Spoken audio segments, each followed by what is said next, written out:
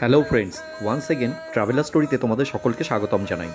সামনেই কিন্তু দোল আসছে, আর এই দোল পূর্ণিমায় শান্তিনিকেতন যেতে পারলে কথাই নেই। আজকের এই ব্লগটিতে শান্তিনিকেতন এক রাত্রির আর 2 দিনে কিভাবে ঘুরে দেখবে তারই পরামর্শ দেওয়া থাকবে।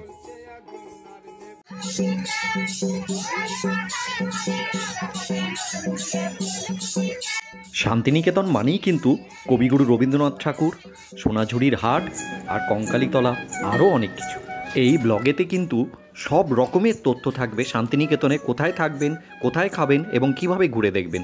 যদি চ্যানেলে নতুন হন তাহলে কিন্তু সাবস্ক্রাইব করবে। শান্তিনিকেতনের ব্যাপারে আরও ডিটেলস ডেসক্রিপশন ব্লগের ডেসক্রিপশন সেকশনে কিন্তু দেওয়া থাকবে, তাই ব্লগটিকে শেয়ার করতে পারেন অথবা ভবিষ্যতে কাজে লাগবে বলে সেভ করে রাখতে পারেন। কলকাতা থেকে শান্তিনিকেতনের ডিস্টেন্স কিন্তু মোটামুটি 170 কিলোমিটারের মতো। এই পথটা ট্রেনে যাওয়াই বাঞ্ছনীয়, অথবা নিজস্ব পার্সোনাল গাড়িতে যেতে পারেন। তবে গাড়িতে যাওয়ার যে ব্লগটি সেটা ডেসক্রিপশন সেকশনে দেওয়া থাকবে, আমরা পরবর্তীকালে আপলোড করব। শান্তিনিকেতন যাওয়ার জন্যে এই মুহূর্তে হাওড়া থেকে সকাল 6:05 গণদেবতা এক্সপ্রেস অথবা 8:55 কুলিক এক্সপ্রেস সবথেকে ভালো ট্রেন।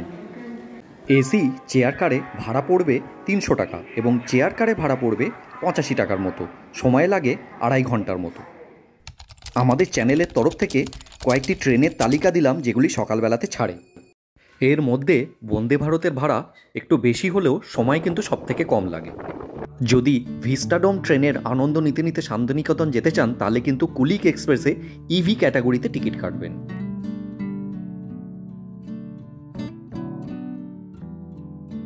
শান্তিনিকেতন স্টেশনে পৌঁছেই কিছুক্ষণ রেস্ট নিয়ে বাইরে কিছু জলখাবার খেয়ে নিয়ে আপনারা আপনাদের হোটেলের জন্যে কোনো টোটো ঠিক করে নিন, আর সেই টোটোওয়ালার সঙ্গেই কথা বলে নিতে পারেন কিভাবে ঘুরবেন 2 দিনের প্ল্যান সাজিয়ে নিয়ে। তবে ভাড়া কিন্তু অবশ্যই দরদাম সাপেক্ষ। ফিরে আসছি স্টেশনে, তবে তার আগে একটু পরিচয় করিয়ে দিই। Good morning from traveller story. আমরা জাস্ট স্টার্ট করতে চলেছি। আরে যে ট্রিপটা করছি সবাই মিলে করছি, বন্ধুরা মিলে করছি। সব মেম্বার্সরা আমাদের আছে, মানে মেম্বার্স আমি বলছি আমাদের বন্ধু বান্ধব, ছোটবেলার বন্ধুরা মিলে। টুটুল, বাবাই, শ্যাম, আমাদের একটা গত বছরের ট্রিপ আছে, ওখানে শ্যামকে দেখা যাবে, আর অভিক, বুড়ো, আর আমার ভাই মনোময়। গাড়িতে করে শান্তিনিকেতনে যাওয়ার ভিডিওটি পরবর্তীকালে আপলোড করা হবে। আবার আসছি স্টেশনে। চার্ট আছে সেটা ওরা মেনটেন করে, কিন্তু অফ সিজনে ওটার থেকেও কম রেটে ওরা দেয়, আর শেয়ারও পাওয়া যায়। আচ্ছা দাদা, আপনার নামটা কি আছে? আমার নাম হলো মন্টু উত্তম দে। আমার আচ্ছা, আমি রেল স্টেশনের আপনাদের স্ট্যান্ডার্ড ড্রাইভার। আপনার মোবাইল নাম্বার কি আছে? আমার মোবাইল নাম্বার আমি সামনে ইয়েতে আমাদের রেলের একটা ইয়ে আছে, মহর আছে, সেই মহরে পেয়ে যাবেন 9564653833। আচ্ছা, আপনাদের রেট কিরকম? এই যে স্টেশন থেকে বেরিয়ে আপনাকে কেউ যদি বুক করে ঘোরার জন্য, সাইট সিইং এর জন্য কি পয়েন্টগুলো কতগুলো রাখেন যদি একটু বলেন। মোটামুটি ধরুন আপনি আমাদের এখানে যেখানে ইয়েতে ক্যাম্পাসের মধ্যে যে 16টি স্পট আছে, হ্যাঁ, ওগুলো 650 টাকার মধ্যে আপনার হয়ে যায়। 2 ঘন্টার সময় লাগে, 2-2.5 ঘন্টা সময় লাগে। এবার যদি আমি সাইট সিইং করতে যান 650 টাকা। 650 কটা থাকবে পয়েন্ট? আপনার 16 থেকে 18টা পয়েন্ট থাকবে। বাহ, আচ্ছা। ওই ক্যাম্পাসের মধ্যে যেগুলো আছে সেইগুলো ক্যাম্পাসের মধ্যে। এবার ক্যাম্পাসের বাইরে যেগুলো আছে, সাইট সিইং যেগুলো আছে আপনার 1850 টাকা রেট আছে, ওগুলো আপনারা 1850 টাকা। না, একটু কম সম হয় কি অফ সিজনে, মনে করুন আমি বলছি।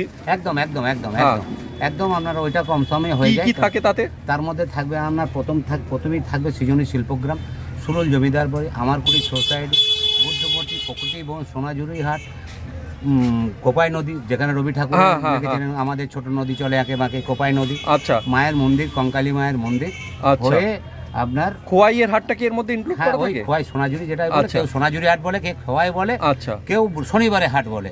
3 রকম বলে যারা যেটা। শনিবারের হাটটা কিন্তু এখন রোজই বসে এখন প্রত্যেকদিন, শনিবারে হয় না, প্রত্যেকদিন বসে স্পট। ঠিক আছে, তোমরা দেখতে থাকো।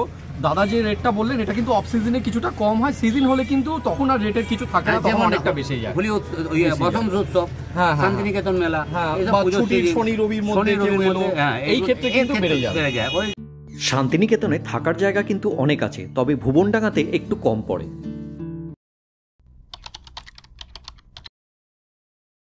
সোনাঝুরি হাটের কাছে দুটি হোটেল এবং ভুবনডাঙ্গাতে দুটি হোটেলের তালিকা আমরা দিলাম, দুটি মাঝারি মানের এবং দুটি ভালো মানের। আমরা গাড়িটা জাস্ট রাখলাম হোটেল সাথী।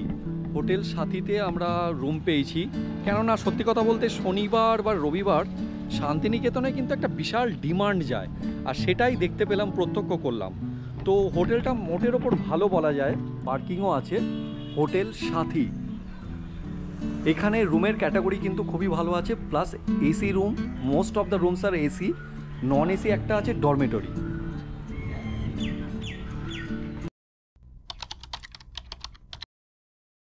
শান্তিনিকেতনে ঘুরতে এলে রামশ্যাম রেস্টুরেন্ট বা অন্যান্য রেস্টুরেন্টের খাবার কিন্তু অতুলনীয়।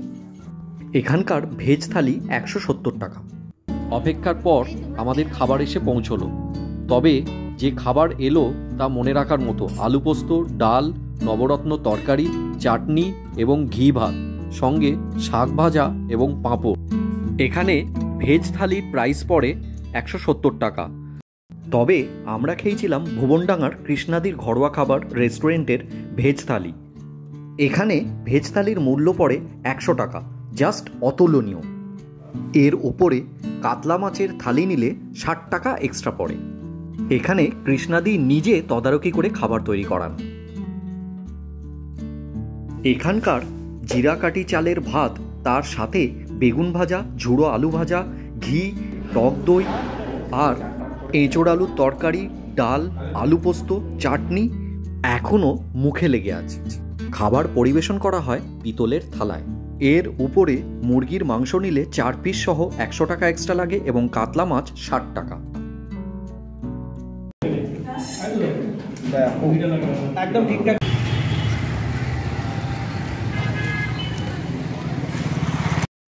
সন্ধ্যাবেলায় বা রাত্রিবেলায় খাবারের জন্য ভুবনডাঙ্গায় কিন্তু প্রচুর হোটেল এবং স্ন্যাক্সের দোকান আছে। এই দোকানগুলিতে সব রকমের খাবার সুলভ মূল্যে পাওয়া যায়। এর মধ্যে অনেকগুলি স্ন্যাক্সের দোকানে ফোন করলে আপনার হোটেলে এসে খাবার পৌঁছে দিয়ে যায় ওরা। শান্তিনিকেতন এবং তার আশেপাশে যে কটি জায়গা আছে সেগুলিকে মোটামুটি আমরা দুটি ভাগে ভাগ করে দুদিনে ঘুরেছি। এখন এসেছি সুরুল রাজবাড়ি। এটা আমাদের গাড়িটাই নিয়ে এলাম, নিজেরাই সাইট সিইং করে নিচ্ছি। তো খুব ভালো প্লেস। মোটামুটি আমরা যে জায়গাটায় আছি সেখান থেকে কিন্তু এটা 4.7 কিলোমিটার। 1700 শতকের মাঝামাঝি এই বাড়ি নির্মিত হয়েছিল। এই বাড়ির আজও একই রকম অবস্থায় বর্তমান। সুরুল রাজবাড়িকে অনেকে সরকার বাড়ি নামেও বলে থাকেন। শ্রীনিবাস সরকার এই বাড়ি নির্মাণ করেছিলেন। এই স্থানটির নাম আগে ছিল সুরুলিয়া। এখানকার দুর্গাপূজা খুবই বিখ্যাত। প্রায় 300 বছরের পুরনো বাড়ি, কিন্তু কোথাও সময়ের ছাপ পড়েনি।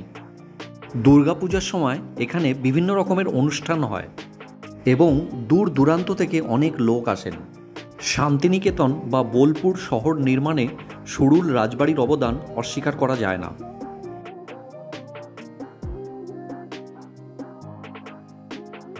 সুরুল রাজবাড়ির পূর্বপুরুষরা নৌকার পালের ব্যবসা করে সমৃদ্ধি লাভ করেছিলেন বলা হয়ে থাকে, এবং সেগুলিকে ইস্ট ইন্ডিয়া কোম্পানিকে তাদের নৌকায় ব্যবহার করার জন্য বিক্রয় করতেন। আমাদের ছোট নদী চলে আঁকে বাঁকে, বৈশাখ মাসে তার হাঁটু জল থাকে।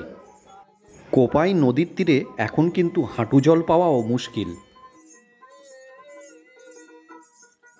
সুরুল রাজবাড়ি কমপ্লিট করে চলে আসুন প্রকৃতি কেন্দ্রতে। এখানে প্রবেশ মূল্য 30 টাকা, আর মোবাইল বা কোনো রকমের ফটোগ্রাফি করার জন্য 20 টাকা আরও এক্সট্রা লাগে। এখানে বিভিন্ন রকমের প্রাকৃতিক পাথর সাজানো আছে বিভিন্ন রূপে। আচ্ছা, আর্টিস্টের চোখে দেখা মানে এখানে এক একটা জিনিস এক এক রকম, তাই তো? আমার চোখে বা আর্টিস্টের চোখে যে জিনিসটা এসছে ঠিক। এই বাইরে যেগুলো দেখবেন সেগুলো হচ্ছে ন্যাচারালি সমস্ত স্টোন আর ফসিল, আর ভেতরে যেগুলো আছে কাঠ, আচ্ছা, তার লিপি লাগে করে করা হচ্ছে ব্রোঞ্জের। আচ্ছা, এবং ব্রোঞ্জের যেগুলো করা আছে সেগুলো কলকাতায় প্রিন্সেপ ঘাটে আছে, হ্যাঁ, সিলেট জেলে আছে, গান্ধীজি আশ্রমে আছে। আচ্ছা, সেগুলো সবই বেশিরভাগই তার লিপিকা করে ব্রোঞ্জ করে করা আছে। আর এখানে যেগুলো আছে এটা সফট রক। হ্যাঁ, আর এটা টোটালি একদম। এই পাথরগুলো কোথা থেকে সংগ্রহ করা হয়েছে? সারা ভারতবর্ষের থেকে বিভিন্ন জায়গা থেকে। আচ্ছা আচ্ছা আচ্ছা। আর সুব্রত বসু বলে যিনি ছিলেন, ওনার চোখের দৃষ্টিকোণ থেকে যেটা উনি মনে করেছেন সেটাই এখানে তুলে ধরা হয়েছে। ধন্যবাদ দাদা। এই যে মূর্তিটা, যেরকম রবীন্দ্রনাথ ঠাকুর সাইড থেকে পিছনে হাত দিয়ে দাঁড়িয়ে আছেন, এটা শিল্পীর চোখে, আর্টিস্টের চোখে যেরকম মনে হয়েছে সাইড থেকে, উনি সেভাবে বলেছেন। এখানে বিভিন্ন রূপে প্রাকৃতিক পাথরগুলিকে এমনভাবে সাজানো আছে যেগুলিকে দেখলে আপনিও বিভিন্ন রূপ কল্পনা করতে পারবেন।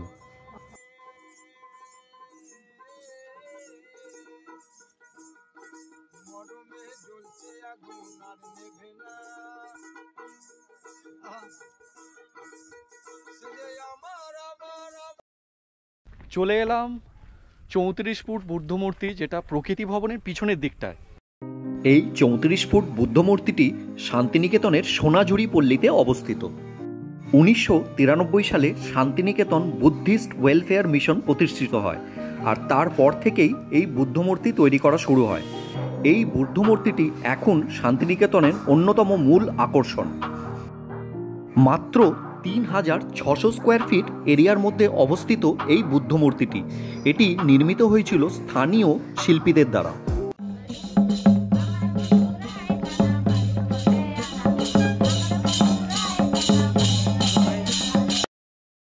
বুদ্ধমূর্তি দেখার পর আপনারা চলে আসুন একটু বিকেলের দিকে সোনাঝুরি হাটে। সোনাঝুরির জঙ্গলে অবস্থিত সোনাঝুরি হাট শান্তিনিকেতনের এই মুহূর্তে অন্যতম মূল আকর্ষণ বলা যেতে পারে। এখানে স্থানীয় শিল্পীদের দ্বারা তৈরি জিনিসপত্র বিক্রয় করা হয়। বিশেষ করে এখানকার শাড়ি বা অন্যান্য সুতির বস্ত্র অন্যতম মূল আকর্ষণ বলা যেতে পারে। কলকাতা বা অন্যান্য জায়গা থেকে এখানকার বস্ত্র কিন্তু অনেক অনেক কম দামে পাওয়া যায়, আর কারুকার্যগুলি দেখার মতো, দাম কিন্তু আয়ত্তের মধ্যে। তবে একটু দরদাম করে কেনাকাটা করতে হবে। বোলপুর বা শান্তিনিকেতনে স্থানীয় শিল্পীদের দ্বারা তৈরি ধাতব গয়না অত্যন্ত সুলভ মূল্যে এখানে পাওয়া যায়। তাই শান্তিনিকেতনে এলে অবশ্যই সোনাঝুরির হাটে কিন্তু আসবেন। আর কথা দিলাম, এখানে এলে সময় যে কিভাবে পেরিয়ে যাবে বুঝতেও পারবেন না। সোনাঝুরির হাটে সকলের জন্য সব রকম জিনিস পাওয়া যায় সুলভ মূল্যে। এখানকার মধুবনী প্রিন্টের বস্ত্রগুলিও দেখার মতো।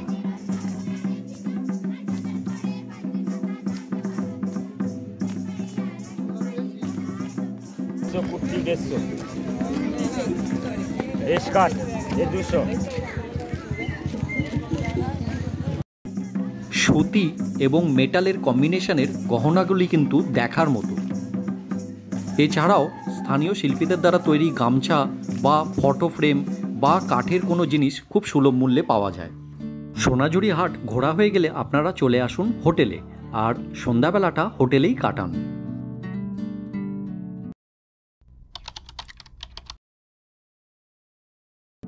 দ্বিতীয় দিনে শুরুটা করুন গীতাঞ্জলি রেল মিউজিয়াম দেখে। এই জায়গা আসার জন্য আগে থেকেই আপনার টোটো ড্রাইভারের সঙ্গে প্ল্যানিং করে রাখবেন। এখানে প্রবেশ মূল্য 30 টাকা জনপ্রতি।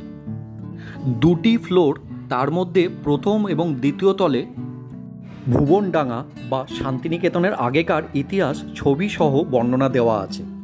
আর এখানকার মূল আকর্ষণ সেটি হলো কবিগুরু রবীন্দ্রনাথ দ্বারা ব্যবহৃত সেলুন কার বা লাস্ট যে ট্রেনটিতে উনি জার্নি করে কলকাতায় এসেছিলেন অসুস্থতার চিকিৎসা করানোর জন্যে। এই ট্রেনটি দেখলে বুঝতে পারবেন আধুনিক দিনের ট্রেনকেও হার মানাবে।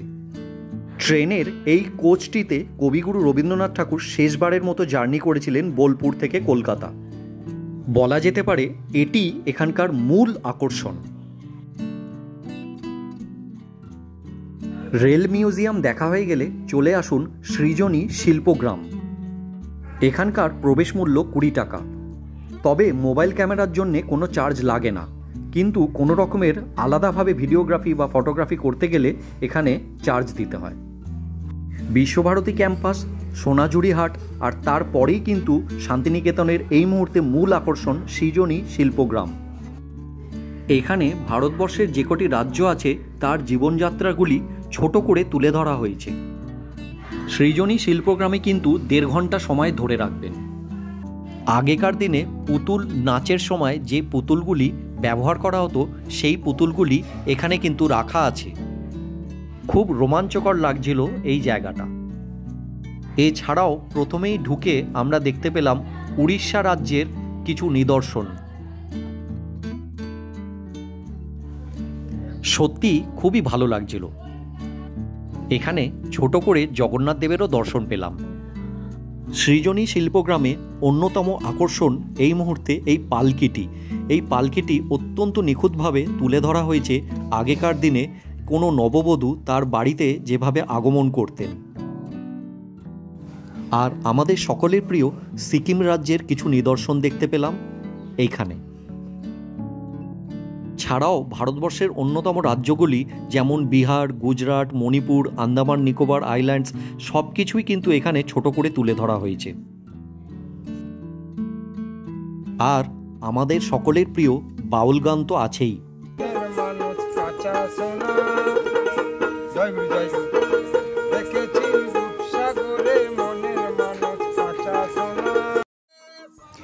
সৃজনী শিল্পগ্রামে কিন্তু লোকাল বা স্থানীয় আর্টিস্টদের দ্বারা তৈরি জিনিসপত্রও বিক্রয় করা হয়।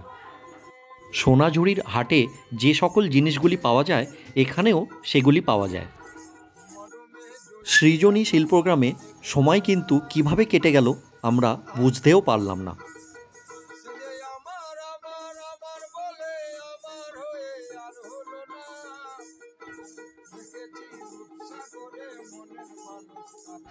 সত্যি এখানে এসে বাঙালি হিসেবে আমরা গর্ববোধ করছিলাম। আমাদের গ্রাম বাংলা শিল্প সংস্কৃতি কতটা এগিয়ে এখানে এসেই বোঝা যায়।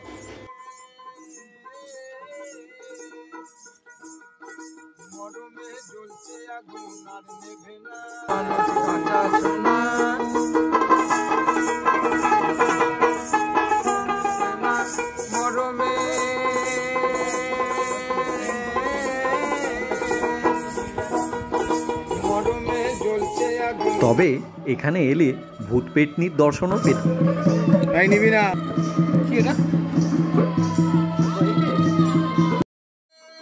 এখানকার মূর্তিগুলি আমাদের কাছে যেন জীবন্ত হয়ে উঠছে।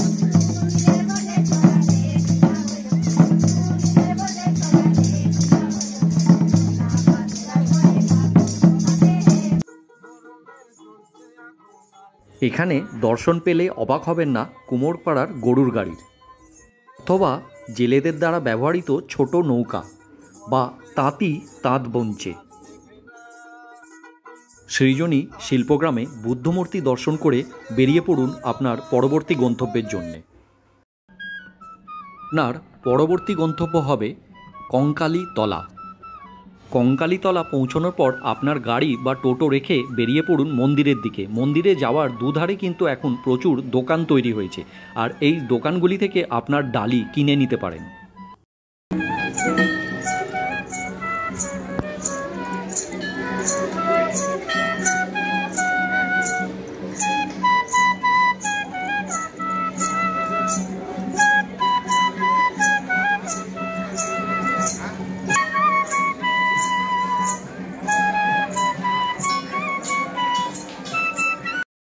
একান্ন পীঠের শেষ সতীপীঠ হলো এই কঙ্কালীতলা।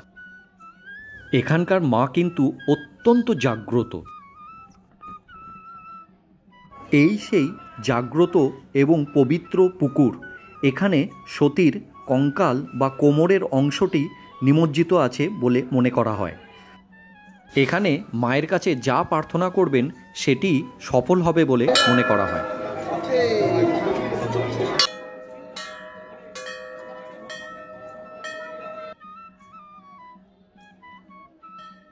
এখানে মা পূজিত হন পটচিত্রের মাধ্যমে।